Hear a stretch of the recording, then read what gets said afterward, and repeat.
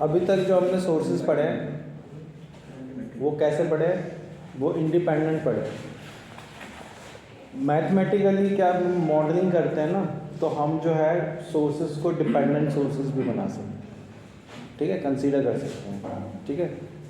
Modelling का मतलब ये होता है जब किसी सर्किट का हमें मॉडल बनाना है, ठीक है। आप आगे की क्लासेस में पढ़ेंगे मॉडलिंग क्या होती है, बट वहाँ पे हम क्या करते हैं, हम डिपेंडेंट सोर्सेज को कंसीडर करते हैं। मतलब जो सोर्स है उसकी वैल्यू जो है वो एब्सोल्यूट नहीं है, वो डिपेंड कर रही है किसी और सर्किट पैरामीटर के ऊपर, इसी वजह से उसे कहते हैं डिपेंडेंट सोर्सेज, ठीक है। इंडिपेंडेंट सोर्सेज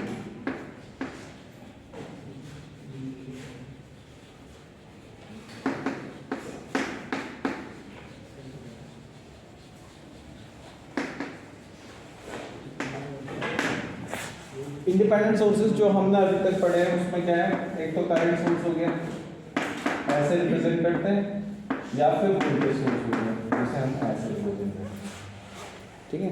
इंडिपेंडेंट सोर्सेज होते हैं एंड इसकी जो वैल्यू होती है वो एब्सोल्यूट होती है, मतलब कि 10 वोल्ट का तो 10 वोल्ट ही होगा, या 1 एम्पियर का तो 1 एम्पियर ही होगा, ठीक है। It has an absolute value, it's value do not depend upon the value of other circuit parameter. अगर कई बार क्या होता है, ये तो होता है इंडिपेंडेंट सोर्सेज। मॉडलिंग के थ्रू क्या होता है कि जो सोर्सेज होते हैं वो या तो किसी वोल्टेज के ऊपर डिपेंड करेंगे सर्किट के अंदर, या किसी करंट के ऊपर डिपेंड करेंगे, ठीक है। तो 4 तरीके भी है हमारे पास सोर्स, डिपेंडेंट सोर्सेज हो सकते हैं 4 तरीके, ठीक है। एक तो हो सकता है voltage dependent voltage source, VDVS, voltage dependent voltage source. इसको कैसे रिप्रेजेंट किया जाता है, डायमंड शेप में किया जाता है, और इसकी जो वैल्यू होती है वो होती है alpha Vx, where Vx is some voltage in the circuit. Vx is some voltage, node voltage है, किसी सर्किट के अंदर ही होता है वो, उसके ऊपर डिपेंड कर, यानी इसकी वैल्यू एब्सोल्यूट नहीं होगी, its value is dependent on voltage and it is represented by diamond symbol, ठीक है। डायमंड सिंबल से इसे रिप्रेजेंट करते हैं to distinguish between independent source and dependent source. जो डिपेंडेंट सोर्स होता है उसे डायमंड से डिपेंड करते हैं, इसे सर्कल से करते हैं, ठीक है। ये होता है VDVS। अगर ये voltage current dependent voltage source है तो उसे ऐसे रिप्रेजेंट करेंगे, सपोज बीटा इंटू Ix, ठीक है। Beta is some value, some constant into Ix is the current, some branch current in circuit, ठीक है। वोल्टेज डिपेंडेंट करंट सोर्स भी हो सकता है, जिसको हम ऐसे रिप्रेजेंट कर सकते हैं, जिसको हम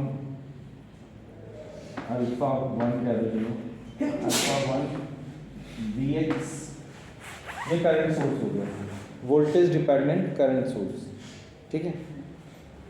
या फिर करंट डिपेंडेंट करंट सोर्स, इसको हम ऐसे, this is current dependent current source, ठीक है। सो डिपेंडेंट सोर्सेज की जो वैल्यूज होती हैं वो डिपेंड करते हैं किसी ब्रांच करंट पर या किसी नोड वोल्टेज पर, ठीक है। इसकी वैल्यू एब्सोल्यूट नहीं होती, जैसे कि डिपेंडेंट इंडिपेंडेंट, ठीक है। अभी तक हमने इंडिपेंडेंट किया, जैसे सपोज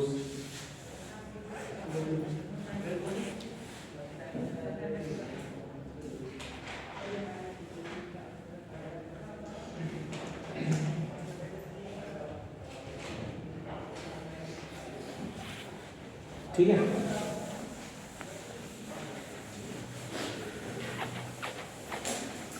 तो सर्किट एनालिसिस में हमें वो भी सिचुएशंस पढ़नी है जहाँ पे डिपेंडेंट सोर्सेज हैं।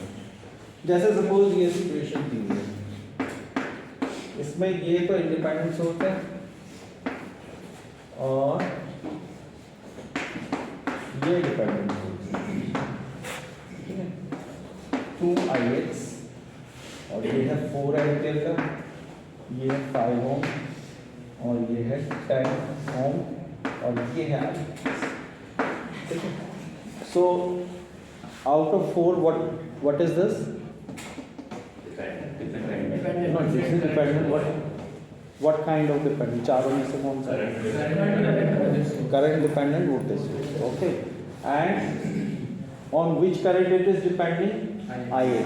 IX is what? Current through the 10 ohm resistor. Okay. This is situation.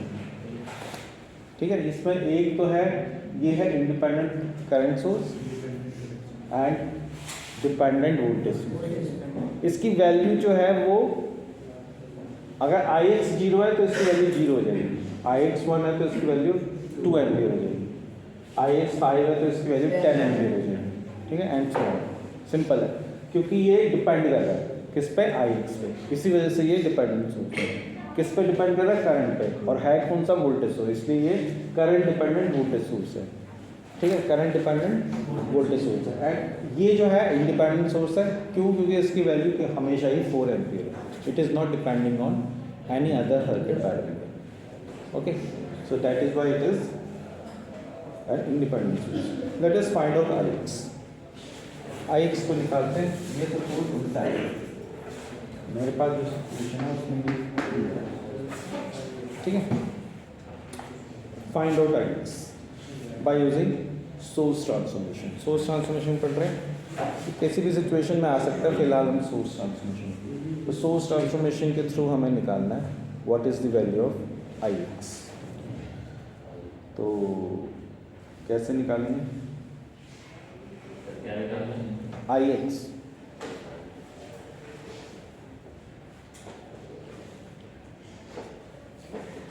IX निकालना तो हमारी ये टेंडेंसी होनी चाहिए, हम इसको, इस ब्रांच को डिस्टर्ब ना करें, ठीक है। इस ब्रांच को डिस्टर्ब नहीं करने का तरीका क्या है? और सोर्स ट्रांसफॉर्मेशन भी करना है, तो एक तो ये सोर्स है और एक ये सोर्स है, दो सोर्सेज हैं, ठीक है ना। तो इसको तो हम छेड़ नहीं सकते, इसी को छेड़ सकते हैं, तो इसको ही छेड़ देते हैं। क्या करना है? ये जो वोल्टेज सोर्स है इसको हम किसमें कन्वर्ट करेंगे? करंट सोर्स में।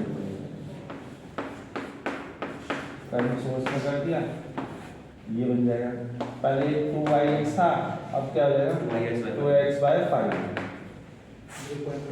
और ये 5 हो जाएगा, ठीक है। ये हो जाएगा सोर्स ट्रांसफॉर्मेशन। हमने इसको कन्वर्ट कर दिया, इस कॉम्बिनेशन में कन्वर्ट कर दिया, इस कॉम्बिनेशन, यानी कि वोल्टेज सोर्स को किसमें किया कन्वर्ट? Current source. बस अब KCL लगा दो। KCL लगाएंगे तो क्या होगा? इनकमिंग सोर्सेस, हमेशा मैंने बताया कि हम जो करंट थ्रू दी ये होता है, ये डाउनवर्ड लेते हैं, ठीक है। करंट्स जो हैं डाउनवर्ड लेते हैं, ठीक है। सो KCL जब लगाएंगे तो क्या आएगा? 4 will be equal to IX। क्यों? क्योंकि ये IX है करंट, इसके थ्रू जो करंट है वो IX है। इसके थ्रू क्या करंट है? 5 एम्पियर के थ्रू क्या करंट है? हैं?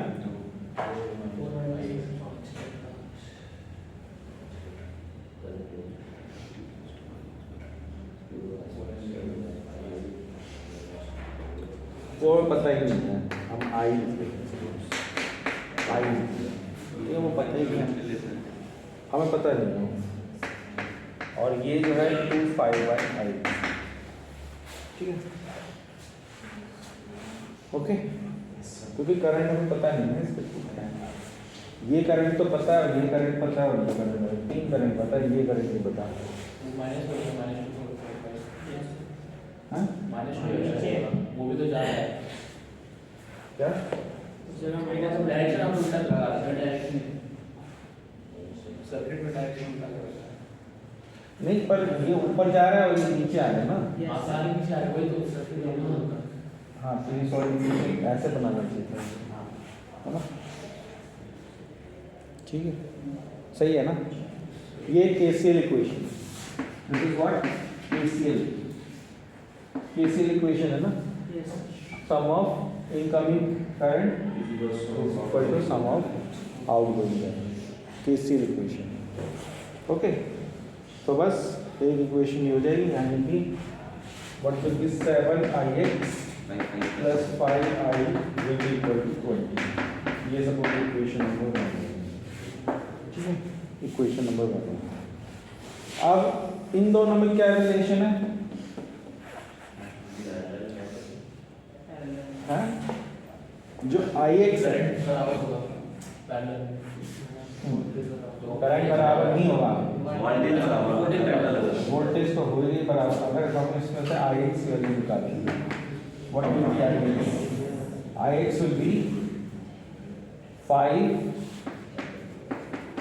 डिवाइडेड बाय 5 प्लस 10 इंटू ये जो है ये दोनों का सम, यानी कि 4 प्लस 4 माइनस 2ix 5, ये जाएगा ना,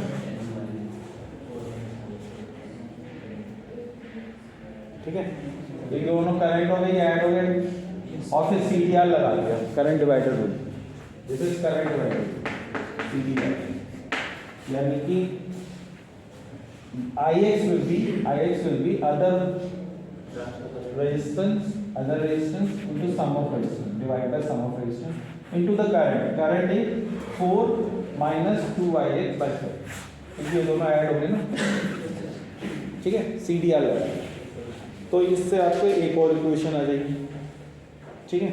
सो इसको जो सिंप्लीफाई करेंगे mathematically, so ix will be 1.33 minus 0.133 ix, ये आ गया।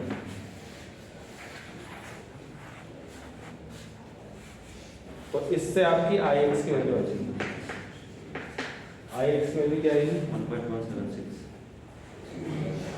1.176 क्या एम्पियर आएगी, ठीक है। तो बस ix की वैल्यू है ना, आई भी निकाल सकते हो अगर वहां से निकालना, ठीक है। तो हमको जो है सिचुएशंस कई बार गिवन होती हैं ऐसी जिसमें कि इंडिपेंडेंट वेरिएबल होते हैं, तो उनमें भी हम इस तरीके से हम सॉल्व कर सकते हैं।